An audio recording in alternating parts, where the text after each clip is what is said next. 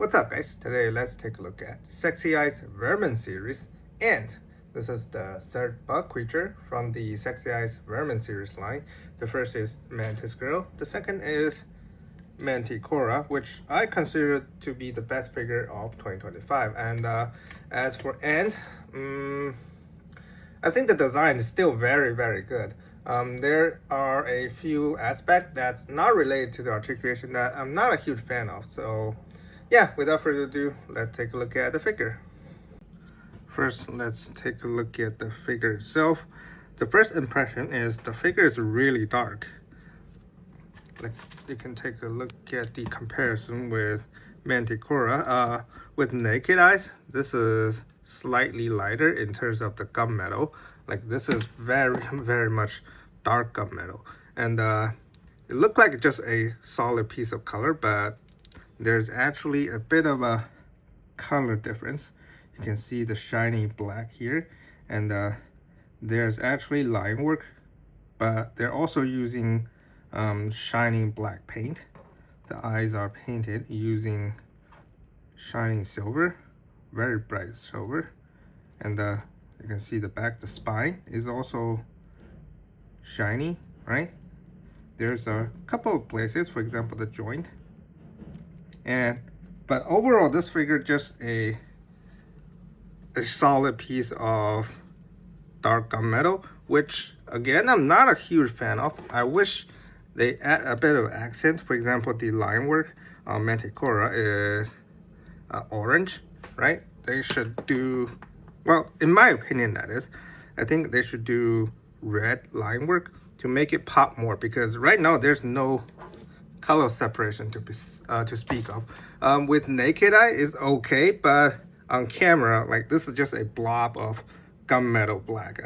It's not super good looking. Fortunately though, the finish and everything is still pretty nice. The detail is still pretty good, as you might see. Let's see the face. The line is still pretty crisp, so if you worry about the details, there's really nothing to worry about. This is mainly the color is mainly a personal preference. So yeah, really not much to talk about in terms of look. So let's talk about the articulation, which is going to be a thing that most people are looking forward to. Okay, as far as head go, I think this is like the default looking at the front, right? Because it's not a human, so the position of the head can be a little bit tricky to determine. The antenna is on a ball joint. It has a little bit give, so I think it won't be break as easily. It's on a ball joint, so it can wiggle, right? It can look up. Okay, I wish it can look up a bit more. The neck, like bottom of the neck, there's a ball joint, but doesn't seem to want to back more, which is a bit disappointing. Looking down, very good. Oops. There's a subway being constructed near my home, so you're gonna hear that sound a few times.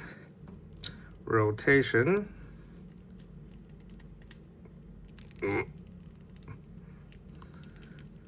And tilt.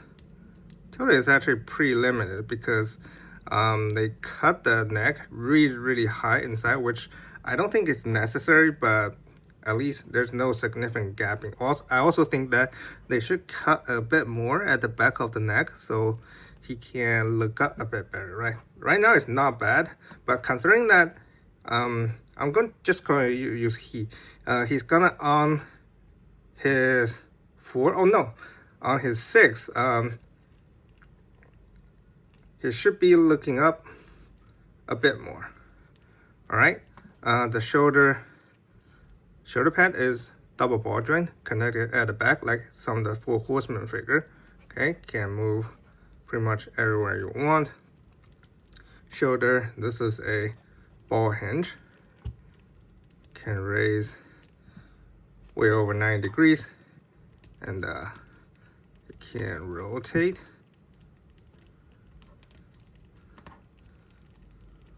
problem. What about the butterfly joint? There's no butterfly joint, but similar to their Manticora and was it Onkable figure, you can finagle it a little bit. Let's see, there's rotation here. This is just a floating piece, okay, and here is a ball socket and a ball. I don't know if you can see it. There's a ball here. You can move front and back. Have to go this way again because he is going to on his 6, okay? Rotation and wiggle. And this is his quote-unquote elbow, right? This is a ball, not a straight pack. Can bend about this much, and ball hinge wrist. This is a floating piece, and ball hinge wrist. Okay. The lower arms.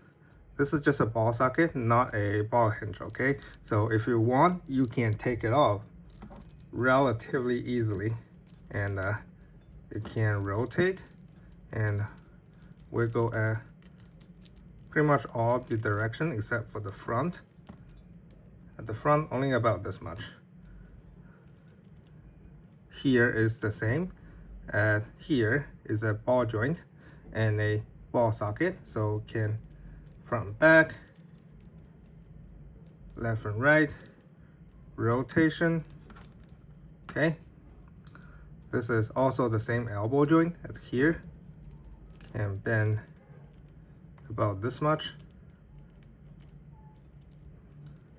And ball hinge wrist.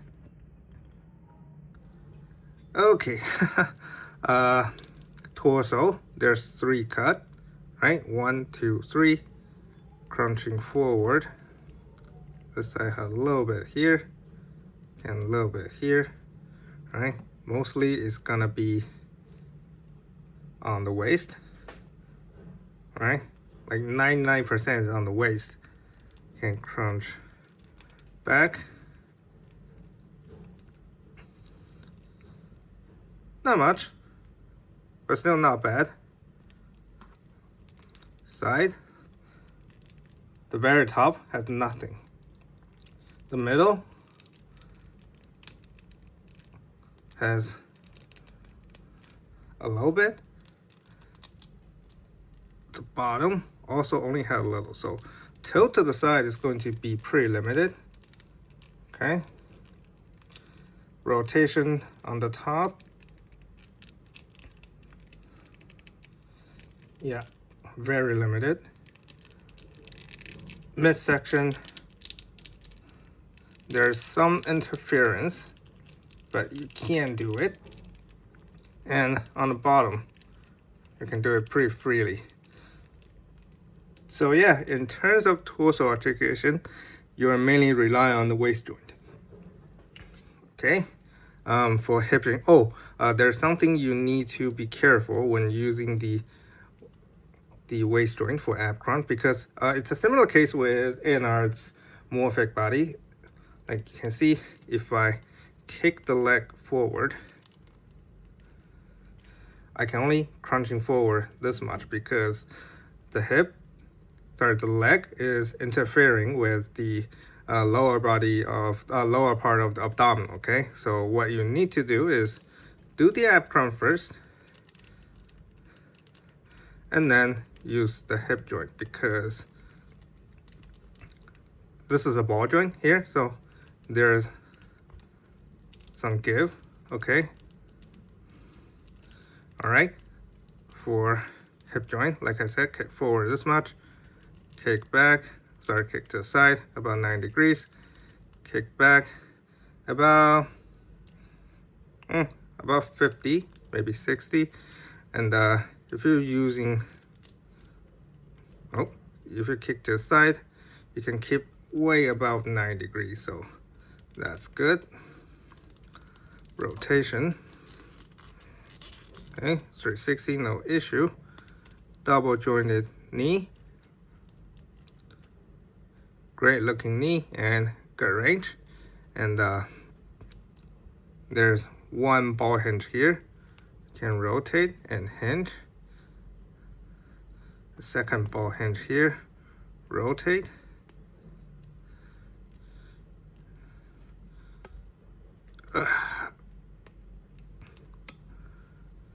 Hinge. Okay. And if you want to use ankle pivot, you might want to use here and here in combination, because I think this is a ball joint on this side. So let's see how the ankle pivot goes. Yep, you can see great ankle pivot, no issue. And the toe joint, we got 1, 2. So yeah, as you expect from Sexyice, the articulation is great. The design is very intricate. If you're getting it for if this is your first Sexyice figure, it might need a bit getting used to, but yeah, once you get used to it, it's great. It's very posable. All right, let's take a look at the accessories. For hand, he comes with 8 extra pairs. That might sound a lot, but you have to remember that he comes with 4 arms. So that's really not that many. And some of the hand only come with 1 pair instead of 2, which is pretty annoying. For example, the gripping hand, right? You can only grip 2 weapons. In my opinion, that's not really enough. And also this gesture hand. You also might have trouble determining which side, which hand it is the right hand or left hand. A tip is the thumb is always the lowest, so this is a right hand. Okay, and if you're wondering what kind of weapon he can use, obviously he can use Smasher's bat, right? It is shown on the promo shot, but since the gripping hand is closed, your choice is going to be limited. A good choice will be, this is from Model Kit. This is Big Firebird, Big Firebird build binary bird, right? This is a saw. And even better news is that they come with gun that also use this as a handle, so you can use them as well. And it comes with a alternative head. The only difference between this head, I think, is the mouse, right? This, let me zoom in. You can see the difference. It's pretty minimal, especially considering the color scheme. Like, if you draw it a little bit further, you can't even see it, so. Lastly is the typical stand, right? Considering the price point, this really isn't that much. Even we took the complicated upper torso design into account, his value proposition is not very good, right? The paint job is relatively simple when you compare this one to CCS Sam Fisher. They cost around the same, but the paint job on him is much more complicated, and he comes with relatively more stuff. Now, I think, in my opinion, they should definitely add 2 pair of matching hand for all the hand, right? They already got the mold. How much cost does that gonna add? Pretty much nothing, right? Alright, let's take a look at the size comparison. With Sexyice Manticora and Mantis Girl and Roman Key Ghost Hand. And you can see the reflection here.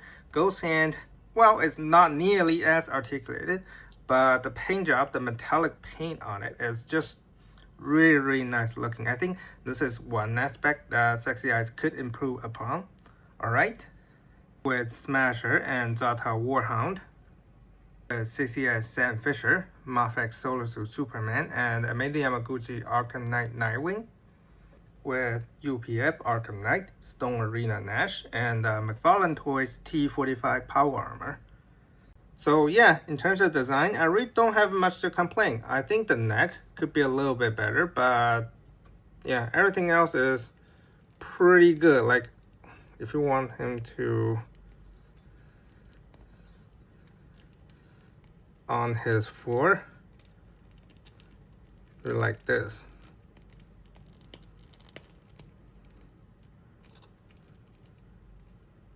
Right, it's pretty easy to do, and this thing really has a lot of playability, so that's great. My main gripe is with the aesthetic. That's mainly a personal preference thing, and another is just value proposition. Like I said before, I think he is definitely a bit too thin in terms of accessories, especially when you consider that this is something that really doesn't add much to the overall cost, so it's pretty disappointing in that regard. But yeah, overall it's still a pretty high quality figure, and it is pricey, and their price just keep rising and rising to the point that even I think that it's a little bit too expensive. But at least currently, I think this is still worth getting, and yeah, very much a recommend. That's pretty much it. Thank you guys for watching, and I'll see you guys next time.